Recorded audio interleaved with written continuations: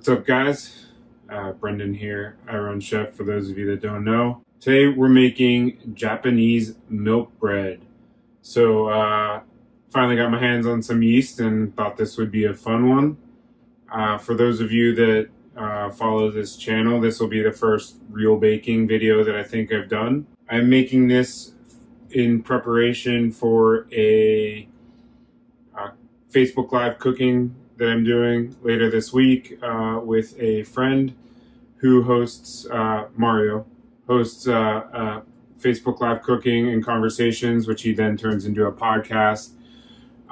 So we're gonna make a video that explains how we're gonna make this this bread. I'm gonna turn those into buns, and then for Thursday cooking live, Facebook Live with Mario, we're gonna make burgers.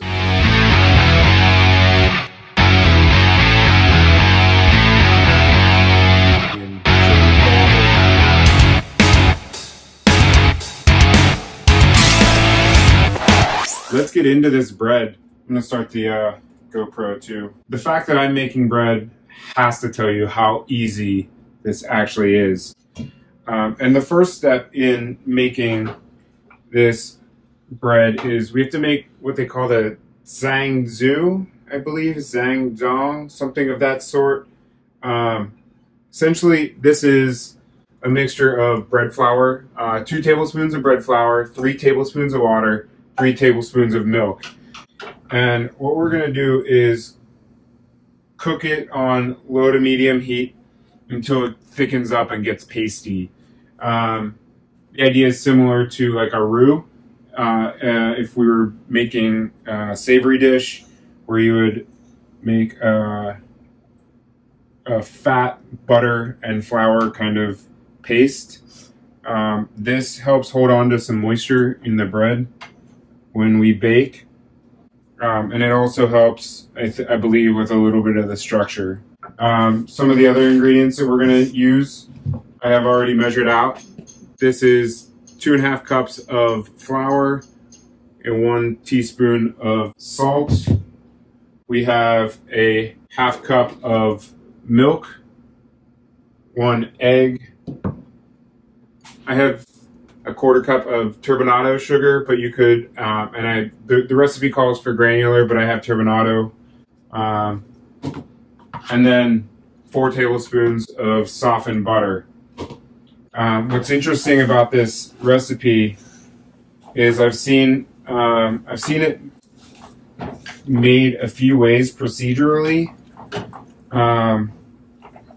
One of those procedures ends up melting the butter into the dough. Another one has it being folded in, like while you're kneading it. So just to show you how quick that goes, that's our Zhang Zhang. Yeah. I know, guys. You thought you were getting into a baking video, there. not a butchery video. The recipe says to let this cool before you continue. And to, again, mention one of the ways that I've seen in it differing in the actual making or the method involved is adding your cold milk to that mixture to help cool it down faster, to bring it back down to your room temperature kind of thing quicker. So I'm using a spatula. I found the first time that I made this that it got stuck in the whisk a little too much.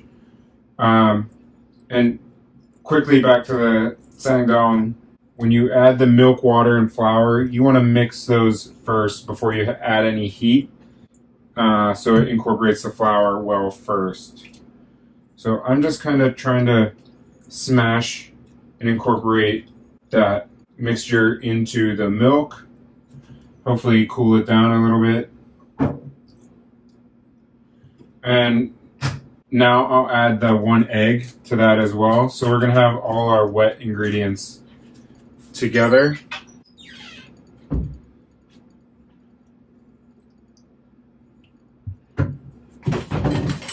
I guess I forgot while I was going over the ingredients, one of the most important ingredients here is the dry active yeast. So I'm gonna add cut that open and add it to the bowl. The recipe calls for 1 tablespoon. I'm not going to measure this one. Although it's sold by weight and not volume, the other pack did in fact add up to what we were looking for with 1 tablespoon. So I have the yeast in there now. I'm going to add my flour.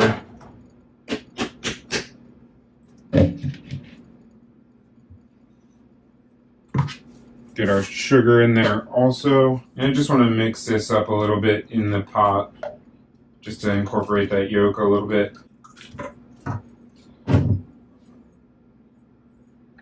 So now I'm just going to add the wet to the dry. And then we're going to start by mixing this in the bowl. We'll eventually take it out and add it onto the board, and then we'll do some kneading. I also have a lightly greased pan that we're going to put our dough into when it's time to bake. So this dough is going to look relatively dry for now. It will eventually come together. And then it's going to feel really sticky too.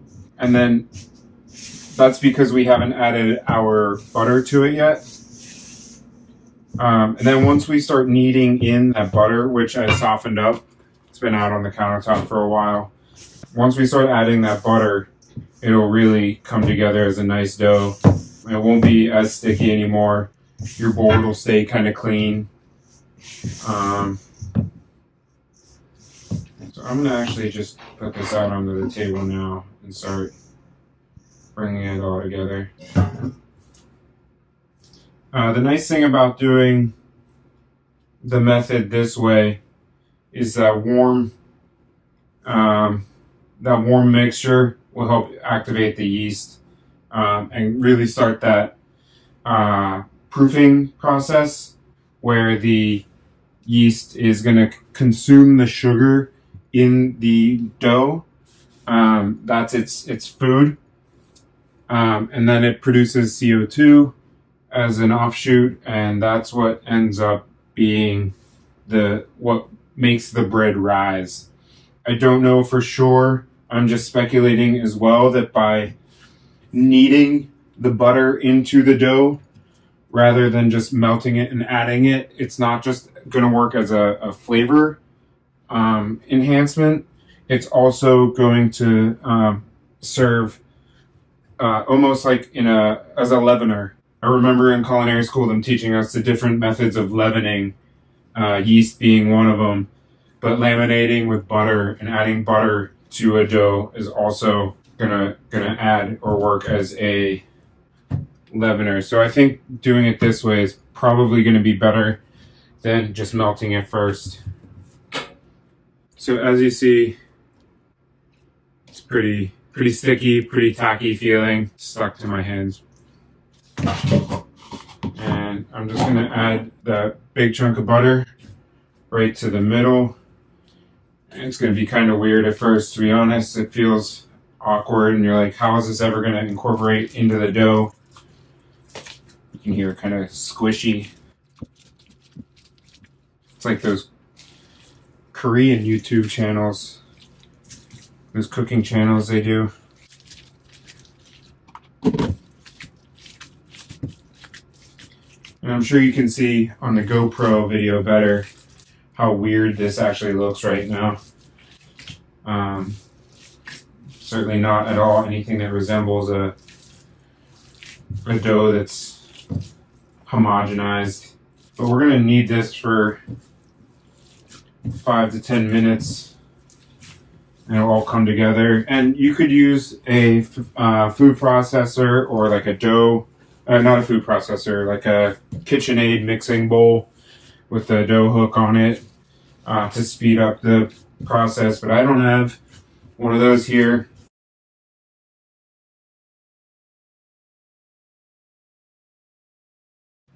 So I'm kneading by pushing forward and using the heel of my wrist or like my palm picking it up and turning it quarter turn and doing it again. And already it looks more like a dough than before. This is where the gluten is formed. Gluten being a protein structure formed of glutenin and gliadin. Those are the two proteins that, when hydrated with water, become gluten. Those give it the texture. Those are what help hold on to the CO2 as it leavens, and then eventually when we bake it, you can tell when it's starting to get there, and I'll show on the GoPro footage. But you know gluten is really working when you're working the dough, and then you would stop and it kind of moves. It's trying to snap back to where it just was, like elastic. The gluten wants to pull itself back together.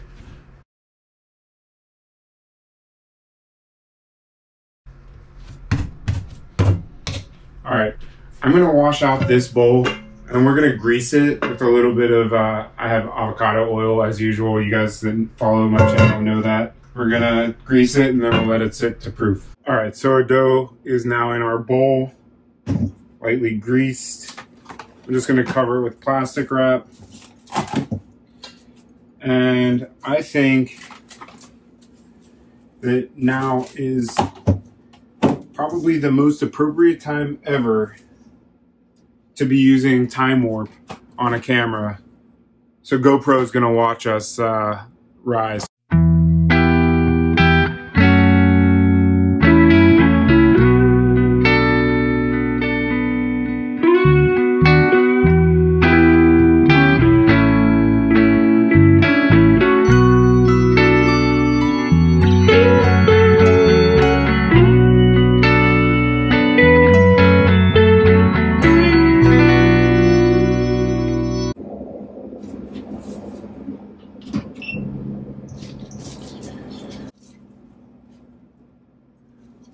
So our dough's like doubled in size.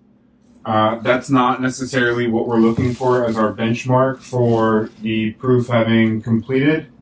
And it did take about an hour. What we're looking for is when you poke it, it doesn't spring back. So that's a good look. So what we're gonna do is turn it out and knock it down again. And now we're going to separate it and form it. So I have 883 grams of dough right here. Alright, so I took the 883 grams that we have here and divided it by the number of rolls that I want to have, which is 6. So we're going to do 147 gram balls of dough. All right.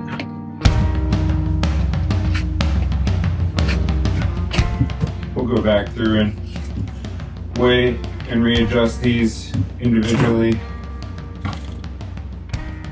Dang. 147 on the nose. Okay. This big. Sleeve.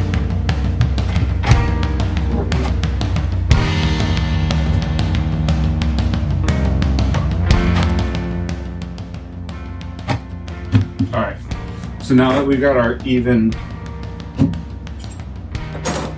weighed dough balls, I'm going to set these aside. We'll do one at a time. And again, we're just going to knead them the same way we did when it was the larger roll, or the larger batch, using our heel, stretching it and working it.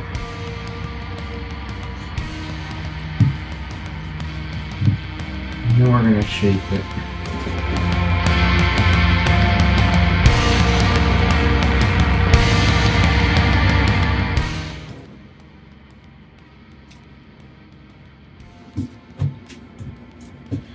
We're just going to repeat this for all 6 of our buns.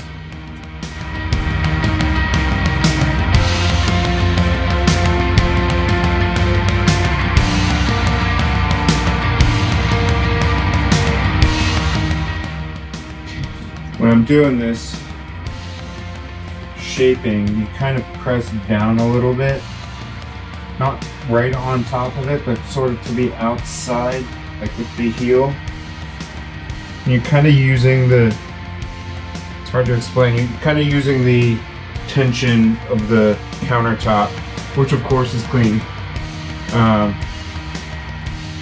You're kind of using the tension to help form that ball. Alright, last one.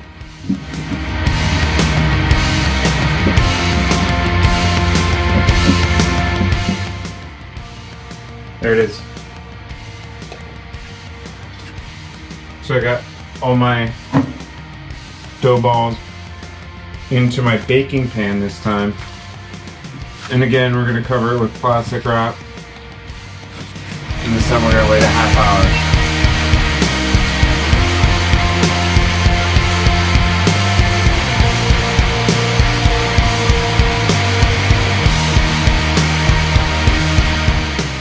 Our buns have proofed for the second time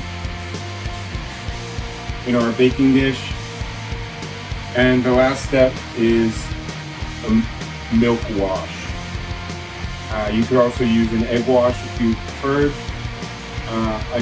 It doesn't take much, so I'd rather just use a little bit of milk and save the egg for scrambling and maybe putting it inside instead. So the protein in the milk is going to help get that really nice GBD, golden brown delicious look that we're going after. So my oven's at 350. I'm going to put this in the oven for a half hour and then we'll take them out and let them cool.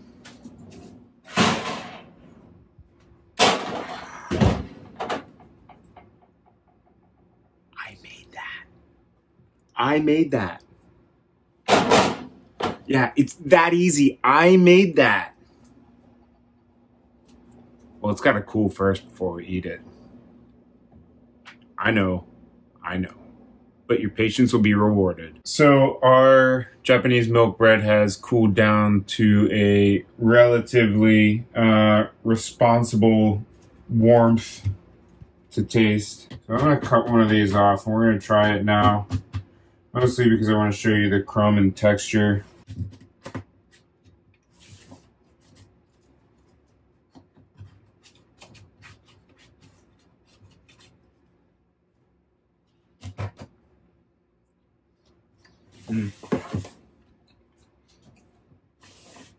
All right.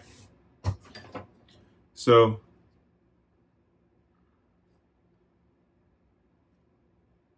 if you look at the crumb and texture, very much like a white bread.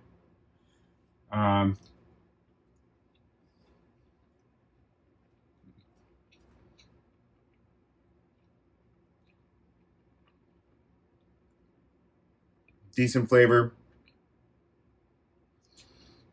Slightly yeasty. You got all those, like, you know, typical bread notes, toasted, Maillard-y kind of thing.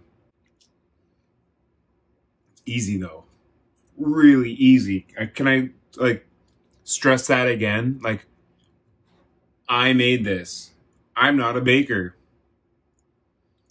Anyways, I'm gonna find me some butter.